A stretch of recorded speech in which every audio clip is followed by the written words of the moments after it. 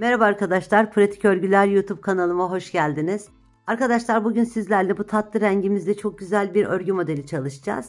Benim ipim bebe yünü, ipime uygun olarak da elimde 3 milimetre bir tığım var. Ben bu tığı kullanacağım. Modelimizi örmeye geçmeden önce kanalıma abone değilseniz ücretsiz bir biçimde abone olup zil sesini de açarsanız kanalıma yüklediğim videolardan ilk sizin haberiniz olur. Şimdi örgü işlemine geçelim. Modelimizi örmeye zincir çekerek başlıyoruz. Şöyle ipimi sabitliyorum. Çok sık olmayan zincirler çekiyorum.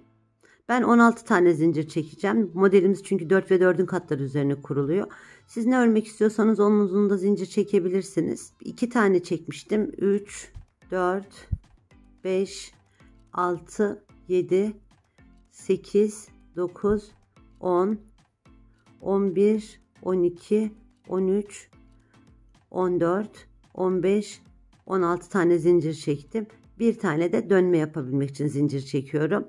Ve burada bütün zincirlerimizin üstüne arkadaşlar bu sıramızda sık iğne yapıyoruz.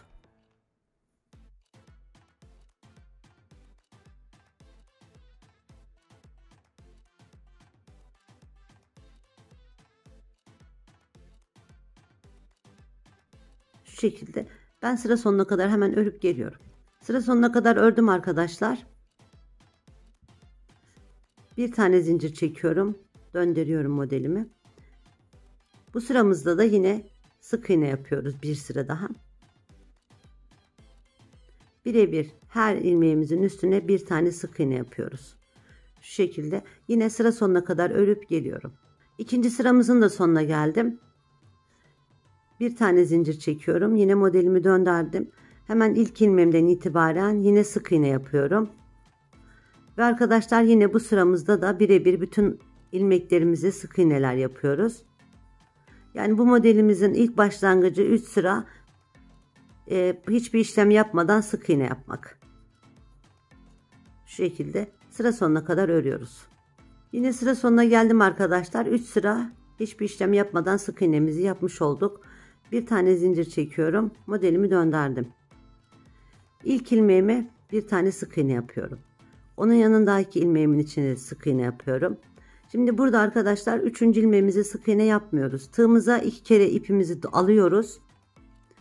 Bir de şu ikinci sıramız var. Hemen ikinci sıraya iniyoruz ve bakın şu ilmeğimizin altına gelecek olan ilmeğimize gidiyoruz. Belinden girdik ve 2 alarak 3 seferde bir trabzan yapıyoruz. Üçlü bir trabzan yapıyoruz.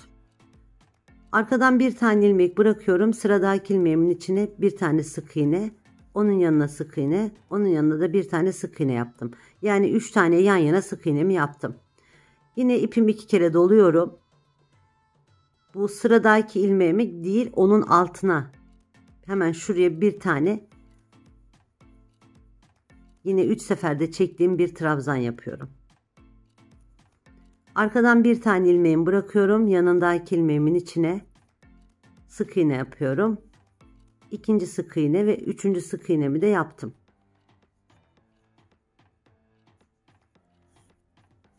İki kere ipimi doluyorum. Sırada bakın bu ilmeğim var. Bu ilmeğimi değil, onun altındaki ilmeğimin içine gidiyorum şu şekilde. Yine bütün ilmeklerimi 2 çekiyorum. 2 alarak bir tane 3 seferde çektiğim trabzan yapıyorum.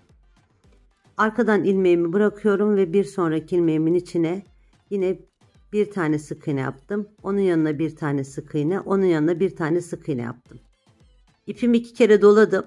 Sıradaki ilmek değil, onun altındaki sık iğnenin belinden giriyorum ve 2 çektiğim bir üçlü trabzan yapıyorum. Ve bir tane arkada bırakıp son ilmeğimin içine de bir tane sık iğne yapıyorum.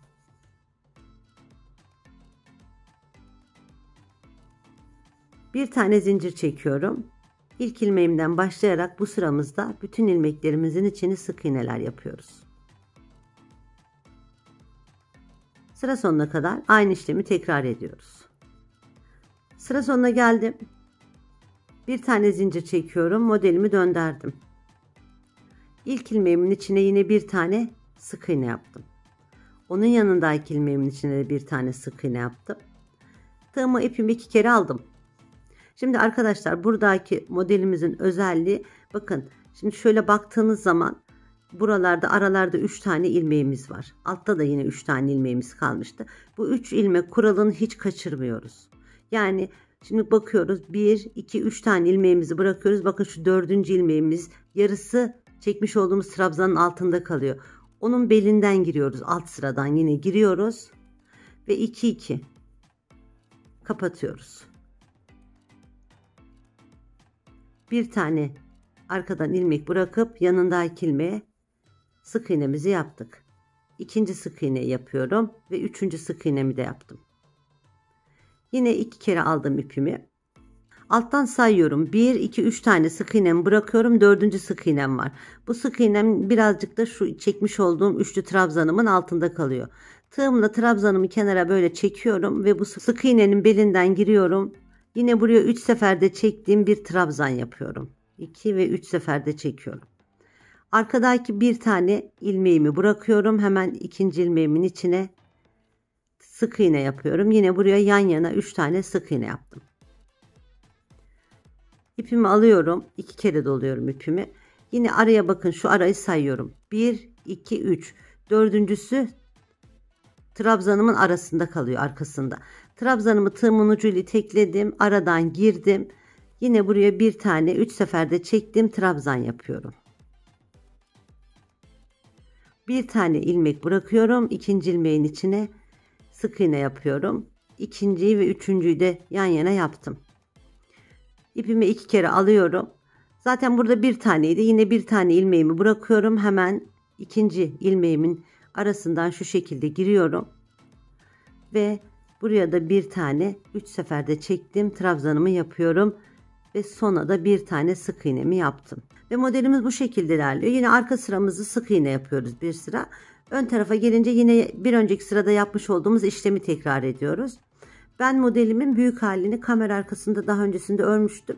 Onu da sizinle paylaşmak istiyorum. Ve modelimizin büyük hali bu şekilde. Hem çok keyifli örmesi, hem çok basit, hem de çok güzel ve gösterişli bir model. Böyle 3 boyutlu bir model. Modelimin arka yüzü de bu şekilde. Bu modelimizden istediğiniz her şeyi yapabilirsiniz. Yelek yapabilirsiniz. Çocuk kazaklarında kullanabilirsiniz. Daha kalın ip ve daha kalın tığ kullanarak bebek battaniyesi yapabilirsiniz. Yani çok güzel ve kullanışlı bir model. Ve bugünkü videomuzun da sonuna geldik arkadaşlar. Beni buraya kadar seyrettiğiniz için hepinize çok ama çok teşekkür ediyorum. Kanalıma destek olmak adına videomu beğenmeyi, videoma yorum yapmayı ve kanalıma abone olmayı unutmayın. Bir sonraki örgü videomuzda görüşünceye kadar sağlıcakla kalın, hoşça kalın.